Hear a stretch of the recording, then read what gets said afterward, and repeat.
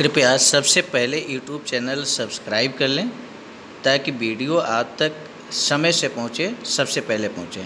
धन्यवाद। प्रिय बच्चों, एक बार बहुत बहुत स्वागत आपका इस मैथमेटिक्स की क्लास में। इससे पहले कि हम क्लास शुरू करें, मुझे पूरी उम्मीद है कि आप सभी बच्चे पूर्ण रूप से स्वस्थ होंगे और मैं आपसे इस बात की सलाह भी देना चाहता हूं कि ऐसी विषम परिस्थितियां, जब कोरोना संक्रमण पूरे शबाब पर है हमारे भारतवर्ष में, ऐसी सिचुएशन में जहां भी आप हैं, बहुत ही अति आवश्यक कार्य हो तभी आप घर से बाहर निकलें। सोशल डिस्टेंसिंग का लगातार आप पालन करें, क्योंकि आप स्वस्थ रहेंगे तो निश्चित मानिए कि हम जैसे सभी टीचर्स बड़ा अच्छा महसूस करेंगे। क्योंकि जब बच्चे स्वस्थ होते हैं तो टीचर्स को जो अनुभूति होती है खुशी की, उसका एहसास ही किया जा सकता है। तो मुझे पूरी उम्मीद है कि आप सभी जागरूक छात्र हैं और ऐसी सिचुएशन में आप सभी लोग पूर्ण रूप से अपना ख्याल रखेंगे। अब आइए हम लोग बात करते हैं आज एक बहुत ही नया टॉपिक। जैसा कि हमने लास्ट टर्न में बताया भी था कि हम द्विघात बहुपदों की बात जब कर रहे थे, तो द्विघात बहुपद का कैसे गुणनखंड किया जाए। लास्ट टर्न पे हमने आपको बताया था कि मध्य पद को विभक्त करके द्विघात बहुपद कैसे करते हैं, गुणनखंड कैसे करते हैं, ये हमने आपको बताया था। और साथ ही साथ प्रॉमिस भी किया था कि नेक्स्ट टर्न पर गुणनखंड प्रमेय की सहायता से कैसे गुणनखंड किया जाता है, ये हम आपको बताएंगे। तो आज हम लोग निश्चित रूप से अपने प्रॉमिस को पूरा करेंगे और गुणनखंड प्रमेय की सहायता से गुणनखंड कैसे किया जाता है, फैक्टराइजेशन कैसे किया जाता है, ये आज हम लोग सीखेंगे। आइए, सबसे पहले एक द्विघात बहुपद और इसके बाद दूसरा त्रिघात बहुपद। चूँकि त्रिघात बहुपद जो है यहाँ पर आप देख सकते हैं ये थोड़ा लॉन्ग होता है, इसलिए टाइम थोड़ा ज़्यादा लगेगा।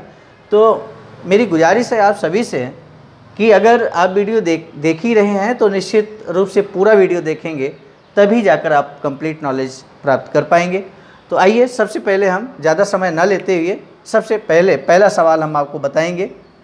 पहला सवाल यहाँ पर आप देख रहे हैं, मैंने px = ax² - 5x + 6 ये लिखा हुआ है। ये पहले सवाल का सॉल्यूशन करने जा रहे हैं। गुणनखंड प्रमेय की सहायता से हम लोग करेंगे। गुणनखंड प्रमेय में सबसे पहले आप ध्यान देने की आवश्यकता ये है कि यहाँ पर जो कांस्टेंट वैल्यू है, आप देख रहे हैं यहाँ 6 है, तो इस कांस्टेंट वैल्यू का ध्यान रखना, x² का गुणांक 1 होना चाहिए। अगर x² का गुणांक 1 नहीं है तो उसको हम 1 बनाएंगे। मान लीजिए यहाँ 2x² होता तो 2 का पूरे उसमें डिवाइड करते पूरे द्विघात बहुपद में, और x² को हम 1 बना लेते हैं 2 कॉमन लेने के बाद। तो इस तरह से जब हम यहाँ पर, लेकिन यहाँ x² का गुणांक 1 है, ऐसी सिचुएशन में हमें यहाँ पर सीधे 6 के गुणनखंड क्या हो सकते हैं, मतलब 6 में किन संख्याओं का भाग जा सकता है। तो आप सभी लोग जानते हैं कि +-1 का भाग जा सकता है, 2 का भी 6 में भाग जाता है, तो +-2 और +-3 +-6। तो ये इसके गुणनखंड हैं 6 के, आप देख सकते हैं। तो इस तरह से ये फैक्टर 6 के हैं। अब ध्यान देना, यहाँ पर जब हम गुणनखंड की बात करेंगे, गुणनखंड प्रमेय की सहायता से, तो या तो 1 या 2 या -1 या -2, प्लस का 3 माइनस का 3 या प्लस का 6 और माइनस का 6, इनमें से कोई वैल्यू जरूर हमें मिलेगी जो इसका गुणनखंड होगी। चेक कैसे करेंगे, ये चेक करने का तरीका हम लोग देखते हैं। जैसे मान लीजिए सबसे पहले हम 1 लेते हैं, ये x का मान 1 लेंगे, x का मान 1 लेंगे तो क्या आ जाएगा, p1 = क्या आ जाएगा, 1 यहाँ पुट करेंगे तो 1 का स्क्वायर -5 × 1 + 6, ये हो गया 1 का स्क्वायर, 5 × 5 + 6, 1 का स्क्वायर 1 होता है, आप सभी लोग जानते हैं। तो 6 प्लस का है, 1 प्लस का है, यानी कि ये 7 हो गया, 7 - 5, दिस इज इक्वल टू 2। तो आप देख रहे हैं यहाँ 2 आ गया, मीन्स हम कह सकते हैं कि P1 = 0। जब हम वैल्यू पुट करेंगे और जब ये 0 आ जाएगा, P1 इज इक्वल टू अगर 0 आ जाता, तभी हम इस बात को स्पष्ट रूप से कह पाते कि यहाँ पर जो 1 है, x is equal to 1, x is equal to 1, यानी कि 1 को इधर लाएंगे तो x minus 1 is equal to 0। तब हम कह पाते कि x माइनस 1 एक दिए गए जो गुणन बहुपद है, द्विघात बहुपद है, उसका एक गुणनखंड है। लेकिन यहाँ चूंकि इज नॉट इक्वल टू 0 है, 0 के बराबर नहीं आया है, ऐसी सिचुएशन में x माइनस 1 इसका एक गुणनखंड नहीं है। तो आइए चलिए दूसरा वैल्यू हम देखते हैं। जैसे वैल्यू मिलेगी वैसे ही गुणनखंड हमें प्राप्त हो जाएगा। तो हम दूसरा वैल्यू हम यहाँ पे -1 डाल सकते हैं, लेकिन मुझे जहाँ तक लगता है कि -1 भी नहीं होगा। तो आइए 2 डालते हैं, P2 इज इक्वल टू, तो आप देखिए यहाँ पर 2 डालेंगे तो ये हो जाएगा 2 का स्क्वायर माइनस 5 इंटू 2 प्लस 6। 2 का स्क्वायर 4 होता है, माइनस 5 टू 10 प्लस 6 प्लस का है, 4 प्लस का है, यानी कि ये हो गया 10 minus 10, this is equal to 0। देखिए जो बहुत आसानी से ये रिजल्ट आ चुका है। P2 is equal to 0 means x is equal to 2 पर शेषफल 0 आया। इसका मतलब क्या है, इसको हम लिख सकते हैं, 2 को इधर लाएंगे तो ये जाएगा x minus 2 is equal to 0, और इसको हम कह सकते हैं x माइनस 2 एक गुणनखंड है, एक गुणनखंड है। बहुत आसानी से हम लोगों ने ये देखा है। तो इस तरह से ये शेषफल प्रमेय से एक गुणनखंड निकला। द्विघात बहुपद है, आप सभी लोग जानते हैं कि जितनी घात का बहुपद होता है उतने गुणनखंड होते हैं। तो आइए दूसरा हम देखेंगे, P3 माइनस पे नहीं आएगा, आप चेक कर सकते हो।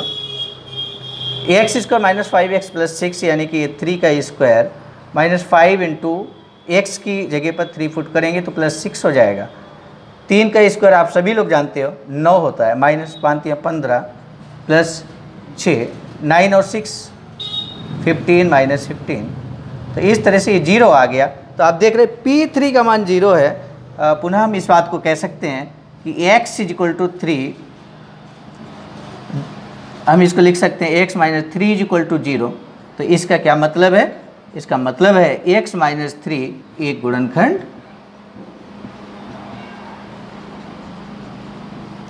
है। तो इस तरह से हम लोगों ने देखा बहुत आसानी से कि x माइनस 2 और x माइनस 3 यानी कि px के गुणनखंड आ चुके हैं। तो px is equal to x minus 2 और x माइनस 3, ये आंसर है। ये शेषफल गुणनखंड प्रमेय की सहायता से गुणनखंड इस तरह से हम द्विघात बहुपद का निकाल सकते हैं। बहुत आसान विधियों के द्वारा आपने देखा। जहाँ पर मान लीजिए शेषफल इस तरह से 0 नहीं मिलेगा, तो पहला हमने आपको बताया भी था 1 पे 0 नहीं मिला था, तो उस तरह से हम उसको कंटिन्यू नहीं करेंगे, और जहाँ 0 मिल जाएगा वहीं पर गुणनखंड प्राप्त हो जाएगा। तो इस तरह से हम, मुझे लगता है द्विघात बहुपद बहुत आसानी से आप सभी लोग कर पाएंगे, मुझे पूरी उम्मीद है। अब हम त्रिघात बहुपद का गुणनखंड कैसे करते हैं, देखिए अगर हम वीडियो को यहीं पे रोक दें तो ये शॉर्ट में हो सकता था, लेकिन चूंकि मेरा इरादा है कि त्रिघात बहुपद को भी हम आज ही सीख लें, इसलिए इसको भी हम लोग सीखेंगे। तो आप पूरा वीडियो देखेंगे तो मुझे लगता है ज़्यादा बेहतर तरीके से समझ पाएंगे, और इस तरह से आप त्रिघात बहुपद का गुणनखंड करना भी सीख पाएंगे।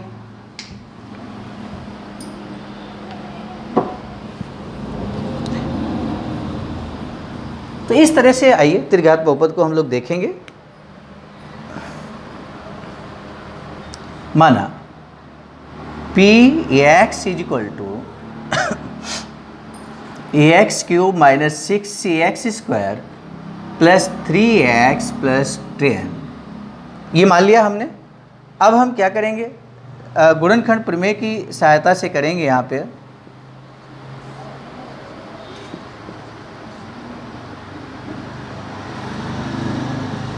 गुणनखंड प्रमेय का मतलब ये है कि हम सबसे पहले यहाँ देखिए x क्यूब का गुणांक 1 है, बहुत आसानी से।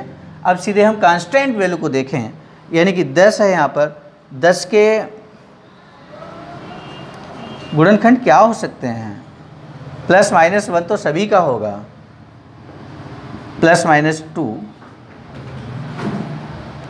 प्लस माइनस 5, किस किस संख्या का भाग जा सकता है इस कांस्टेंट वैल्यू में, वही गुणनखंड होता है। 1 का सभी संख्याओं में जाता है, 2 का इसमें जाएगा, 5 का जाएगा, और स्वयं का भी सभी संख्याओं में स्वयं का भाग जाता है। ये बात हमें ध्यान रखनी है सामान्य ज्ञान के तौर पर भी। आइए चलिए देखते हैं, अब हम एक एक वैल्यू करके देखेंगे,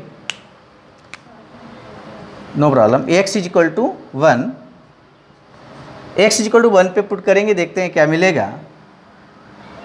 तो P1 इज इक्वल टू, ये 1 का क्यूब हो गया -6 into 1 square plus 3 into 1 plus 10। 1 का क्यूब 1 होता है, -6 इंटू 1 आप समझ सकते हैं, प्लस 3 प्लस 10।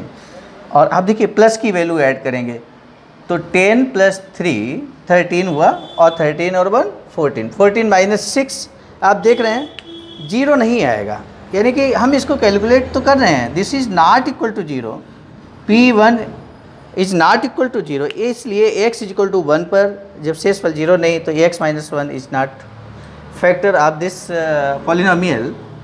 तो हम दूसरा करेंगे, ट्राई करेंगे। कितना अच्छा लगता है इस तरह के कैलकुलेशन करें, कैलकुलेशन सीखने में बड़ा अच्छा लगता है। मैथमेटिक्स का यही तो सबसे मोस्ट इम्पॉर्टेंट पार्ट होता है, इंटरेस्टिंग पार्ट होता है कि आप कैलकुलेशन पे कितना कमांड कर लेते हैं, कितना अच्छा लगता है कैलकुलेशन आपको। यदि आपको कैलकुलेशन अच्छा लगता है तो समझ लीजिए मैथ पे कमांड आपकी बढ़ रही है। तो अब हम x इज इक्वल टू 2 को लेते हैं, देखते हैं। तो P2 इज इक्वल टू क्या होगा, x क्यूब यानी कि 2 cube minus 6 into x square means 2 का स्क्वायर प्लस 3 इंटू 2 प्लस 10। तो 2 का क्यूब क्या होगा, आप सभी लोग जानते हैं 8 होता है, माइनस 6 इंटू 2 का स्क्वायर मीन्स 4 प्लस 3 इंटू 2 6 हो गया प्लस 10।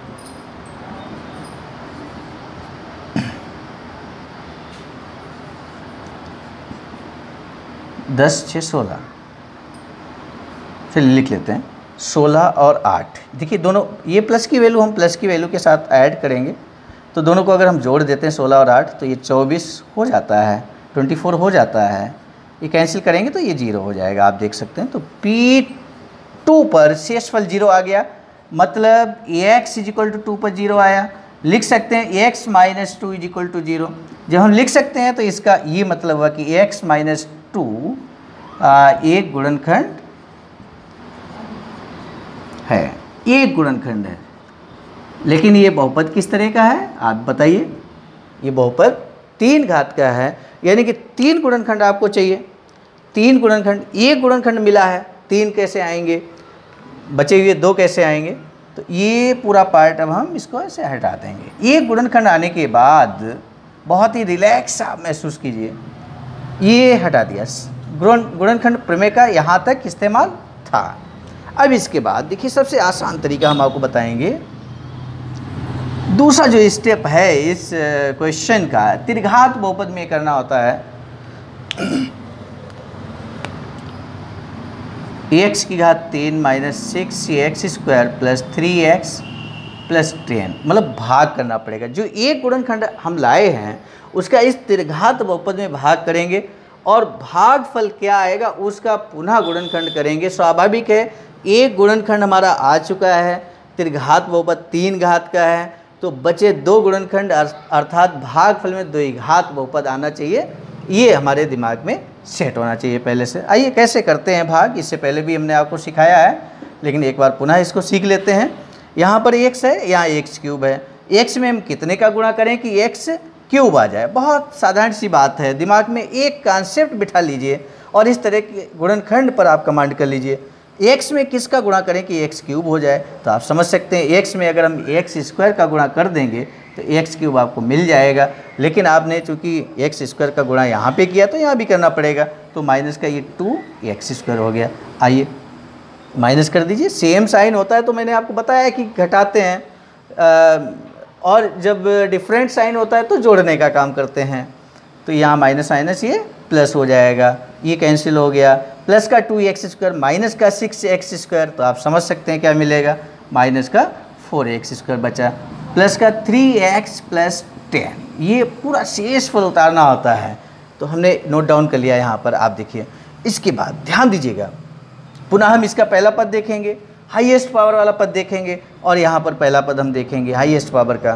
तो यहाँ आप देख रहे हैं रैखिक बहुपद है। तो ये अब आप देखिए x में कितने का गुणा करें कि -4x इसका मिल जाए। कितनी आसान सी बात है, -4 का गुणा करना पड़ेगा। यहाँ x है, x स्क्वायर लाने के लिए x का गुणा करेंगे तो ये 4x हो गया, यानी कि 4x माइनस का 4x है तो माइनस का 4x का गुणा करेंगे, -4x इसको मिल जाएगा।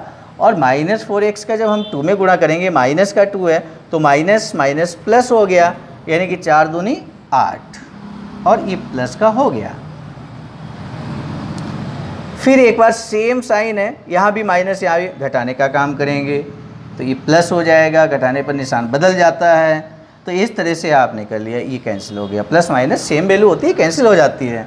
3x प्लस का है, माइनस का 8x, आप समझ सकते हैं कि 8 माइनस 3 माइनस 8 यानी कि माइनस का 5 बचेगा, 5x प्लस 10। और इस तरह से ये लास्ट स्टेप हमारा यहाँ पे है। x में हम कितने का गुणा करें, माइनस का 5x मिल जाए। कितना आसान बात हो गई, कोई भी बच्चा भी बता सकता है कि -5 का गुणा करेंगे 5x हो जाएगा। तो -5x प्लस, अब देखिए ध्यान दीजिएगा, माइनस माइनस क्या हो जाएगा, प्लस, और 5 दूनी 10, तो ये प्लस का हो गया। घटाइए, ये प्लस हो गया, ये माइनस हो गया। घटाने पर निशान बदलता है, बार बार मैं आपको बता रहा हूँ। ये कैंसिल हो गया, ये कैंसिल हो गया, शेष 0 आ गया, 0 आ गया, यानी कंप्लीट रूप से ये हमें जो मिला है, आप देख सकते हैं px, एक गुणनखंड क्या है, x माइनस 2। दूसरा भागफल क्या मिला है, मैंने आपको पहले ही बताया था, द्विघात बहुपद मिलेगा, माइनस का 4x माइनस का 5। देखिए ये भागफल मैंने लिख लिया यहाँ पर। अब हम पूरी तरह से इसको हटा देंगे, जो इस पार्ट को हम यहाँ पे हटा देंगे। लेकिन आप जब परीक्षा में करेंगे या नोटबुक में करेंगे तो ये पूरा पार्ट आपको लिखना है, आपको इसको रफ वर्क नहीं दिखाना है। ये पार्ट है, क्वेश्चन सॉल्व करने का पार्ट है, इसलिए आपको लिखना है, आपको लिखते जाना है। वीडियो को बीच में रोक कर इसको लिख लीजिएगा, बहुत अच्छे से इन सवालों का अभ्यास करना है आपको, क्योंकि आप चाहते हैं ना मैथमेटिक्स में आप अपने कैरियर को बनाएं। इसके लिए ज़रूरी है कि आपको अभ्यास तो करना पड़ेगा। मैथमेटिक्स में जितना आप अभ्यास करेंगे उतना मैथमेटिक्स आप मजबूत होगा, और मैथमेटिक्स में आप मजबूत होंगे तो जीवन को आप संवार सकते हैं, ऐसा सब्जेक्ट है आपका। आइए देखिए, इस ब्रैकेट में आप देखिए, ध्यान दीजिएगा, द्विघात बहुपद मिला हुआ है आपको, द्विघात बहुपद मिला हुआ है। द्विघात बहुपद, इसको हम मध्य पद को विभक्त करके तोड़कर हम इसको कर लेंगे। तो 5 के ऐसे गुणनखंड कीजिए घटाने पर 4 आ जाए। तो 5 के ऐसे गुणनखंड करने घटाने पर 4 आ जाए तो समझ सकते हैं आप, 5 एकन 5, 5 बन जाए 5, और 5 से अगर हम -1 करेंगे, ये 5 से -1 करें, क्या मिलेगा आपको, 4 मिलेगा। कितनी आसान सी बात है। यदि किसी छोटे बच्चे को भी एक बार समझा दिया जाए इस तरह का सवाल, तो मुझे लगता है वो भी दोबारा कर लेगा। तो आइए देखते हैं, ये ax स्क्वायर माइनस 4 की जगह हम लिखेंगे 5 - 1 ax - 5। फिर भी कहीं किसी तरह की समस्या यदि सवाल में आती है, कोई स्टेप आपके समझ में नहीं आता है, कमेंट बॉक्स में जाकर आप निश्चित रूप से पूछ सकते हैं। 5 - 4 यानी कि अब इसको हम ओपन करेंगे ब्रैकेट को, तो आप देखिए माइनस का 5x हो जाएगा, माइनस माइनस प्लस होता है 1x हो जाएगा, और इसके बाद ये माइनस का 5। बहुत आसानी से सवाल को हम लोग देखिए सीख गए। बिल्कुल लास्ट कुछ स्टेप बाकी हैं। दो के पेयर बना लीजिए, कॉमन ले लीजिए, x कॉमन मिलेगा यहाँ पर, तो x - 5, और आप देख सकते हैं यहाँ पर प्लस कुछ भी कॉमन नहीं होता है तो 1 कॉमन लिख लेते हैं, सॉरी छोटा ब्रैकेट लिखेंगे, तो x - 5। और इस तरह से हम लास्ट स्टेप की ओर बढ़ रहे हैं। ये x - 2 हो गया, यहाँ x - 5 आप देखिए कॉमन है तो x - 5 हमने लिख लिया, और दूसरे ब्रैकेट में बचा x + 1। और इस तरह से ये त्रिघात बहुपद का गुणनखंड आपने किया, 3 गुणनखंड आ गए। जितनी घात का बहुपद होगा उतने गुणनखंड होंगे, ये मैंने आपको पहले ही बताया है। तो इस तरह से हम त्रिघात बहुपद का गुणनखंड कर सकते हैं, द्विघात बहुपद का गुणनखंड कर सकते हैं। और इस तरह से ये महत्वपूर्ण टॉपिक, अगर आप इसका अभ्यास करते हो तो निश्चित रूप से ये मेथड और ये गुणनखंड में समस्या आपको कभी नहीं आएगी। और गुणनखंड का यूज हमेशा होता है जब तक आप मैथमेटिक्स से जुड़े रहेंगे। मुझे लगता है अगर आप करियर बनाना चाहते हो तो इसका अभ्यास अधिक से अधिक आपको करना ही होगा। पुनः नए टॉपिक के साथ आपको मिलेंगे, नए टॉपिक के साथ मिलेंगे, नए टॉपिक को लेकर मिलेंगे यूपी बोर्ड NCERT मैथमेटिक्स के सिलेबस के साथ। तब तक के लिए बहुत बहुत धन्यवाद।